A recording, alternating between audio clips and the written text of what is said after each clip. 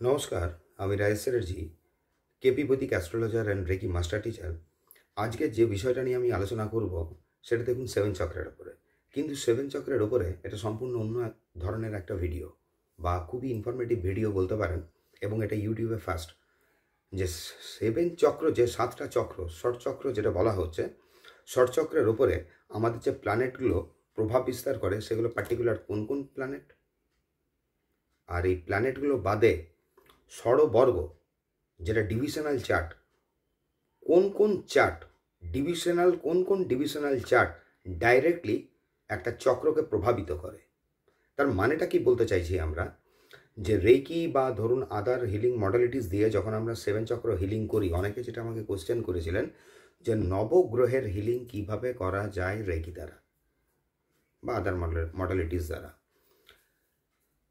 Reiki দ্বারা যখন আমরা নবগ্রহের হিলিং করব, আমি যে প্রসেসটা বলছি, এই প্রসেসটা বা এই যে তথ্যটা আমি পরিবেশন করছি, ধরুন এই তথ্যটা সম্পূর্ণ শোনার পরে, জানার পরে আপনারা বুঝতে পেরে যাবেন ইজিলি যে এটাকে কীভাবে হিলিং করতে হয়, বা সেভেন চক্র হিলিং করলে অ্যাকচুয়ালি আমাদের সাতটা কোন কোন প্ল্যানেট হিল্ড হয়ে থাকে। এখানে রাহু কেতু কিন্তু বাদ যাবে, এবং রাহু কেতুকে ভিডিও লাস্ট টাইম বলবো যে রাহু কেতুকে হিলিং করার জন্য কোন দুটো জায়গা আমাদেরকে ধরতে হয়।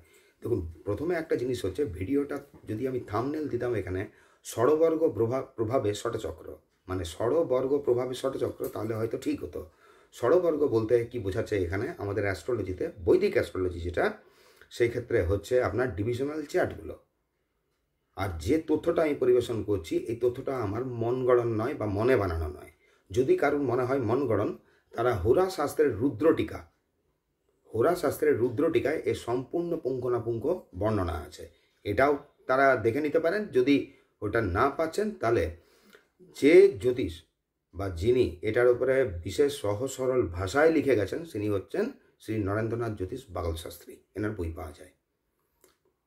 তো যাই হোক, এবারে আসছি আপনার যে এই যে নটা যে প্ল্যানেট, এখানে আমরা সাতটা মেন প্ল্যানেটকে ধরবো। কোন দুটো প্ল্যানেটকে বাদ দেবো? রাহু কেতুকে বাদ দেবো, কারণ চক্র এখানে থাকে আমাদের কিন্তু সাতটা, নটা চক্র থাকে না।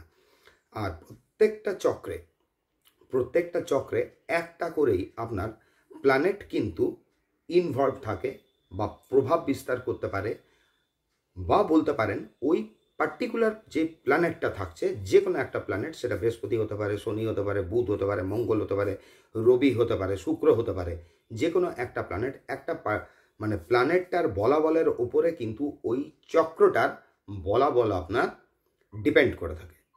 এবং এই যে টোটাল তথ্যটা হচ্ছে হোরা শাস্ত্রের রুদ্রটিকায় এটা দেওয়া আছে। তো ফার্স্ট হচ্ছে যেরকম আমাদের রুট চক্রের ওপর যে ডিভিশনাল চার্ট মেনলি প্রভাব ফেলে, সেটা হচ্ছে দ্রেক্কানপতি গ্রহ।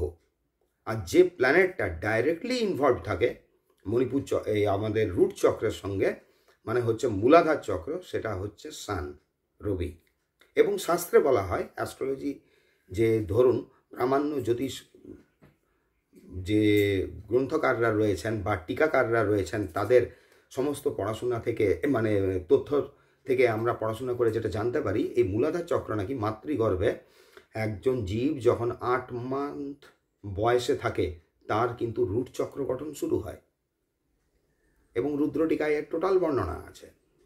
তো দ্রেক্কান এবং দ্রেক্কানপতি গ্রহ টোটাল প্রভাব বিস্তার করে মূলাধারে, আর ওইখানে ডাইরেক্টলি যে প্ল্যানেটটা ইনভলভ থাকে তার বলাবল অনুসারে রুট চক্রটাকে আপনার, বা রুট চক্রের বলাবল যে প্ল্যানেটের বলাবলের উপরে ডিপেন্ড করে, সেটা হচ্ছে সান। তাহলে সানকে যদি হিলিং করতে চাইছেন, কোন চক্রকে ধরতে হবে বুঝতেই পেরে যাচ্ছেন। দ্বিতীয় হচ্ছে যেটা স্বাধিষ্ঠান চক্রে হচ্ছে হোরাবর্গ, এবং হোরাবর্গের যে অধিপতি গ্রহগণ স্বাধিষ্ঠান চক্রের ওপরে প্রভাব বিস্তার করে, এবং যে প্ল্যানেটটা এখানে প্রভাব বিস্তার করে সেটা হচ্ছে চন্দ্র, মাতৃকারক। স্বাধিষ্ঠান চক্র যেটাকে আমরা বলছি ক্রিয়েটিভিটির জায়গা। মূলাধার চক্রটাকে কি ধরছি? আমার স্টেবিলিটি, বা যেখান থেকে আমরা বিচার করছি কি চক্র দিয়ে, যখন আমরা দেখতে চাইছি আমাদের ডেলি নিডসটা যদি পুরো না হয়, রবিকে কি কারক, মানে কি বলা হয়ে থাকে? সানকে বলা হয়ে থাকে আত্মাকারক। যদি ডেলি নিডসটা না থাকে, আত্মা থাকবে না, আত্মা তার পরম গতি প্রাপ্ত হবে। মণিপুর চক্র, পেটের মধ্যে যেটা রয়েছে, এখানে যে ডিভিশনাল চার্ট প্রভাব বিস্তার করে থাকে সেটা হচ্ছে নবাংশ এবং নবাংশের অধিপতি গ্রহগণ, এবং যে প্ল্যানেট ডাইরেক্টলি ইনভলভ থাকে সেটা হচ্ছে মঙ্গল। মানে মঙ্গলের বলাবল অনুসারে মণিপুরের বলাবল কিন্তু ডিপেন্ড করে। তাহলে মঙ্গলকে হিলিং করতে গেলে কি করতে হবে বুঝতেই পারছেন কোন চক্রকে আমাদের ধরতে হয়। কেন এই মঙ্গল এরকমই একটা প্ল্যানেট, মঙ্গল নাকি খালি টোটাল আমাদের স্টমাকটার উপরে প্রভাব ফেলে, এখান থেকে আমার ভ্রাতা ভগিনী সমস্ত কিছুর উপরে এই প্ল্যানেটটা কিন্তু প্রভাব বিস্তার করে থাকে। মানে একটা চক্র এবং তার যে অধিপতি প্ল্যানেট যখন আপনি জেনে যাবেন এরপর থেকে হিলিং করবেন মণিপুর চক্র, সেটা নাকি খালি আমার যে মণিপুর চক্র থেকে আমার কি ওঠে, কোন জিনিসগুলো দেখা হয়, আমার ইচ্ছা ডিজায়ারগুলোকে যেগুলো আমরা ফুলফিল করতে থাকি বা ফুলফিল করতে চাই। মঙ্গল থেকে অ্যাকচুয়ালি জাতকের কি ইগো, এই জিনিসটা দেখা হয়ে থাকে। তাহলে মঙ্গল মণিপুর চক্রকে যখন আমরা হিলিং করছি, এটা ডাইরেক্টলি বা ইনডাইরেক্টলি বলতে পারেন মার্সকে হিলিং করে, আমার ইগো সেলফ হিলিং হয়, তার সাথে সাথে সম্পর্কেরও বিভিন্ন দিকগুলো এই জায়গাগুলোও হিলিং হয়ে থাকে। এবারে আসছে আমাদের অনাহত চক্র। অনাহত চক্রে ত্রিংশাংশ বর্গ এবং তার অধিপতি গ্রহগণ অনাহত চক্রের ওপরে প্রভাব বিস্তার করে। অনাহত চক্রের ওপরে যে মেন প্ল্যানেটটা, অনাহত চক্র যেটা আমাদের বুকে রয়েছে, যে মেন প্ল্যানেটটা আপনার প্রভাব বিস্তার করে সেটা হচ্ছে মার্কারি, বুধ। অনাহত চক্রে বুধ আপনার বা বুধের বলাবল অনুসারে অনাহত চক্র কিন্তু ডিপেন্ড করছে। নেক্সট 5 নাম্বার যেটা আসছে আমাদের বিশুদ্ধ চক্র। বিশুদ্ধ চক্র থেকে আমাদের কি আসছে, দ্বাদশাংশ বর্গ বা তার অধিপতি গ্রহগণ বিশুদ্ধ চক্রকে প্রভাব বিস্তার করে, এবং এখানে যে প্ল্যানেটটা ডাইরেক্টলি বিশুদ্ধ চক্রকে আপনার প্রভাব বিস্তার করে বা ওই প্ল্যানেটের বলাবল অনুসারে বিশুদ্ধ চক্রটা ডিপেন্ড করে সেটা হচ্ছে কিন্তু আমাদের বৃহস্পতি। এই বৃহস্পতি আবার হচ্ছে আমাদের সন্তানের কারক গ্রহ। যখন বাচ্চার সঙ্গে কর্ড হিলিং করা হয়, কেন বলা হয় যে আপনার থ্রোট এবং মণিপুর এই দুটোকে ধরার, আস্তে আস্তে বুঝতে পেরে যাবেন। বিশুদ্ধ চক্রের পরে যেটা আমাদের আসছে সেটা হচ্ছে আপনার থার্ড আয়ের এই জায়গাটা। থার্ড আয়ের যে জায়গাটা আপনার, যেটা থার্ড আই চক্র আমরা বলছি, এইটার উপরে মেনলি যে প্রভাব বিস্তার করে বা এই চক্রটা আমাদের ন্যাটাল চার্টের যে জায়গাটায় মেনলি প্রভাব বিস্তার করে সেটা হচ্ছে আমাদের লগ্ন বা লগ্নের টোটাল 30 ডিগ্রির ওপরে প্রভাব বিস্তার করে, নাকি খালি লগ্নটার ওপরে আপনার প্রভাব বিস্তার করে। এবং এই চক্রটার ওপরে যে মূল প্ল্যানেটটা ইনভলভড সেটা হচ্ছে শুক্র কিন্তু এখানে ইনভলভড হয়। মানে যে কোনো জিনিসের যেটা বাস্তবিক জায়গা, ধরুন যে কোনো জিনিসের বাস্তব রূপটা দেখতে কিন্তু কোথাও কে, এই চক্রটা দিয়ে যখন আমরা বলছি কোনো জিনিসের আমরা প্রকৃত রূপটা দেখতে পাই, ইলিউশনে পড়ি না, তখন কে আসছে এখানে, শুক্র। এবার একটু পরেও বুঝতে পেরে যাবেন রাহু কেতুকে কোন জায়গাটাকে ধরা হবে আর শুক্রকে কেন থার্ড আই ধরা হলো। সহস্রারের আমাদের যে চক্রটা রয়েছে, সহস্রার যে চক্রটা রয়েছে তার উপরে যে প্ল্যানেটটা আপনার প্রভাব বিস্তার করে থাকে বা তার বলাবল অনুসারে সহস্রার চক্রটা আমাদের ডিপেন্ড করে সেটা হচ্ছে শনি। এবং এই শনির বলাবল দ্বারা কিন্তু মৃত্যু নাশ মানুষের বিচার করা হয়ে থাকে। এই চক্রটাই কিন্তু সকল শক্তিকে চালনা করে থাকে। এই চক্র থেকেই আবার আমাদের ধরুন যে সহস্রার চক্র রয়েছে, সহস্রার চক্র থেকে কি আসছে, আমাদের পুরনো থট বিলিফ প্যাটার্ন যেটা রয়েছে আমরা কিন্তু এটা বের করতে পারি এবং নতুন প্যাটার্ন বা নতুন এনার্জিটাকে তখন আমরা এর মধ্যে প্রবেশ করাতে পারি। এইবারে ধরুন দুটো প্ল্যানেট কিন্তু এখানে বাকি থেকে গেল। এই পর্যন্ত তো আমরা জানতে পারলাম যে 7টা প্ল্যানেট 7 চক্রের ওপরে প্রভাব বিস্তার করলো। রাহু এবং কেতু এবার গেল কোথায়?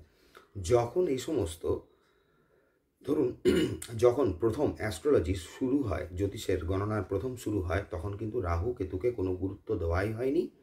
কারণ এমনিতেই এই দুটো কোনো প্ল্যানেট নয়, তাদের ফিজিক্যাল কোনো এক্সিস্টেন্স নেই, মানে হচ্ছে বাস্তবে এরা অস্তিত্বহীন। পৃথিবী এবং চন্দ্র এই ইউনিভার্সে তাদের নিজের নিজের কক্ষপথে যেখানে ঘুরছে, এই দুটো কক্ষপথ পৃথিবীর ওপরে এবং নিচে দুটো জায়গায় নর্থ এবং সাউথে আপনার ইন্টারসেক্ট করে।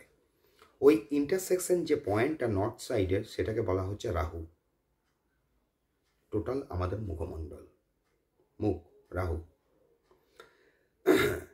আর সাউথে যেটা যাচ্ছে আমাদের ইন্টারসেকশন পয়েন্ট, সেখান থেকে ধরা হয় পা।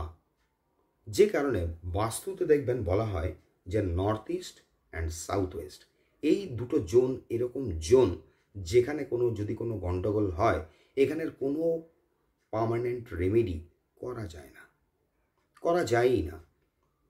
অনেক ক্ষেত্রে দেখা যায় সাউথে, যেটা আমাদের দক্ষিণ পশ্চিম কোণ, দক্ষিণ পশ্চিম কোণ কারুর যদি এক্সটেন্ডেড হয়, অনেক ক্ষেত্রে দেখবেন কোনো বাড়ির যদি দক্ষিণ পশ্চিম কোণ এক্সটেন্ডেড হয়, সোজাসুজি নেই, কিছুটা বেরিয়ে গেছে, তখন অনেক ক্ষেত্রে দেখা যায় যে ওই বাড়ির কোনো একজন, সেটা মহিলাও হতে পারেন, পুরুষও হতে পারেন, একজন বা তার অধিক জনের পায়ের যে বৃদ্ধাঙ্গুলির ওখানে হাড় বেড়ে যায়।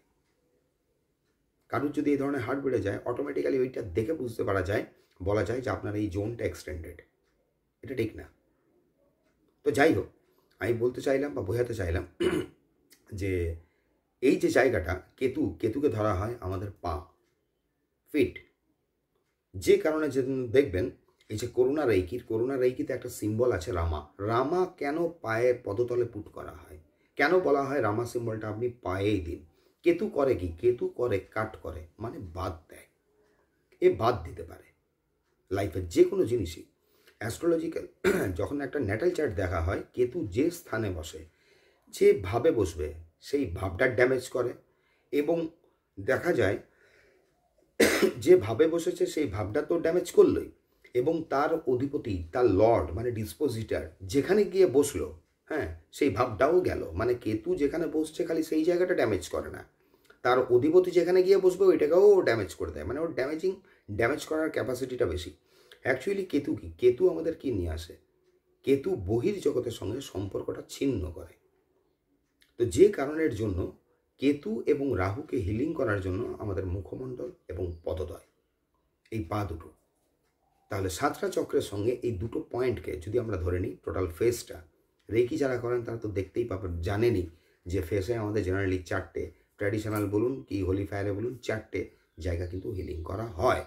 এবারে দেখুন, আমি এটা জাস্টিফাই করতে চাইছি না যে রেকি যখন পয়েন্ট হিলিংয়ের সিস্টেম শুরু হয়েছিল, তখন হয়তো তারা এই ষড়বর্গ প্রভাব বা ষড়চক্র বা রুদ্রটিকা ফলো করেছিল কিনা, সেইটা ব্যাপার নয়, কিন্তু টোটাল দুটো জিনিস কিন্তু এক জায়গায় এসে যাচ্ছে। তো যাই হোক, আজকে এই পর্যন্তই রাখলাম।